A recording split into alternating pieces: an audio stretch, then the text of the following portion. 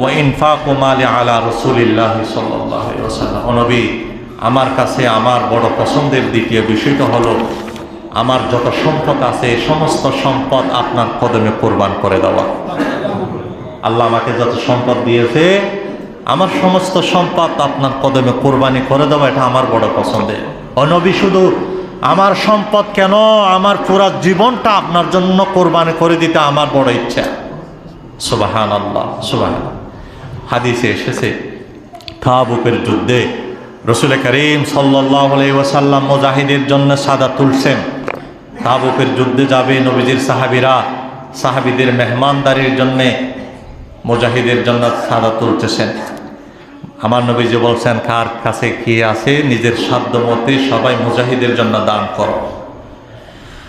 তখন ওই ফাঁকে হযরত ওমর আল ফারুক রাদিয়াল্লাহু তাআলা আনহু চিন্তা করলেন যে আমি তো কোনো সময় সৈয়দনা সিদ্দিকা আকবরকে এগিয়ে যেতে পারি নাই, আজকে আমি সৈয়দনা সিদ্দিকা আকবরকে এগিয়ে যাব।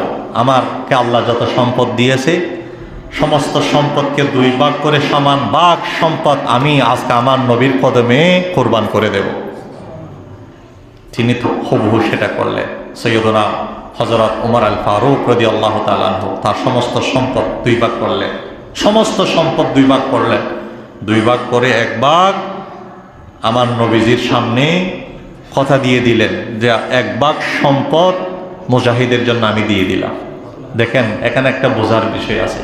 ইসলাম কথা বলে নাই যে না খেয়ে আপনার সমস্ত সম্পদ দান করে দাও। ইসলাম বলছে 2.5 টাকা জাকাত দিতে।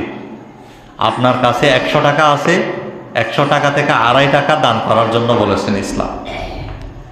ইসলাম কথা বলে নাই সব কিছু বিলীন করে দাও, দিয়ে ফেলো, এটা বলে নাই। শতকরা 2.5% এতিম অসহায় দ্বীনের জন্য তুমি দাও, তোমার কাছে থাকবে।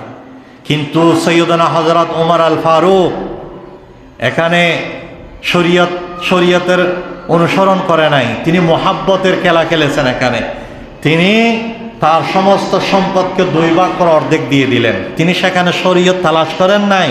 তিনি বলছেন আমার এখানে শরীয়তের দরকার নাই, এখানে আমার মোহাব্বতের দরকার।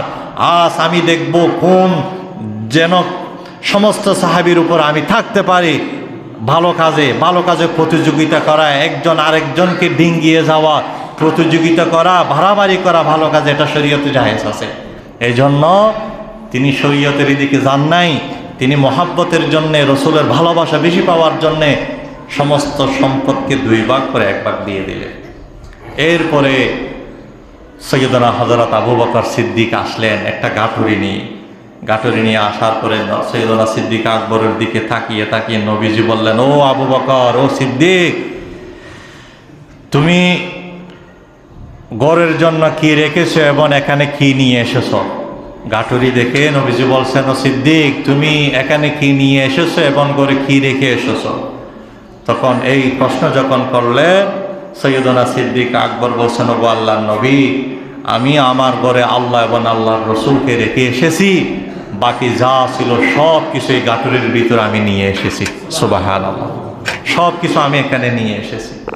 তখন হযরত ওমর বললেন, হায় আফসোস, আজও আমিও সিদ্দিকা আকবরকে এগিয়ে যেতে পারলাম না। কারণ আমার কোটি টাকার সম্পদ থাকুক, কোটি টাকার সম্পদের অর্ধেক সম্পদ যদিও বা আমি আমার রসুলের কদমে কোরবান করে দিলাম, কিন্তু তো সমস্ত সম্পদ তো দিতে পারলাম না। সৈয়দনা সিদ্দিকা আকবরের কাছে যা ছিল তাই 10 টাকার হোক, 1000 টাকার হোক, তিনি তো সব কিছু দিয়ে ফেলেছেন। গাটুরি খুললেন, গাটুরির ভিতর দেখা গেছে তাফসীরের কিতাবে এসেছে সেখানে থালা বাটি এবং জুব্বার বোতাম এবং গড়ের সোলার ছাই পর্যন্ত তিনি ঘাটুরি বেঁধে রসুলের কদমে হাজির করে দিলেন। সুবহানাল্লাহ। এই জন্য তিনি বললেন, ওমর আল ফারুক বললেন, আজও আমি সিদ্দিকা আকবরকে নেক কাজে এগিয়ে যেতে পারলাম না, এটা আমার দ্বারা আর সম্ভব হবে না। এই জন্য সৈয়দনা সিদ্দিকা আকবর বলছেন, ও নবী, আমার যত সম্পদ আছে সমস্ত সম্পদ আপনার কদমে কোরবান করাটাকে আমি বেশি পছন্দ করি। শুধু সম্পদ নয়, আপনি যদি বলেন সিদ্দিক তোমার কলিজাটা বের করে দাও, আমি সিদ্দিক কলিজাটা বের করার জন্য এখনো প্রস্তুত আছি। সুবহানাল্লাহ।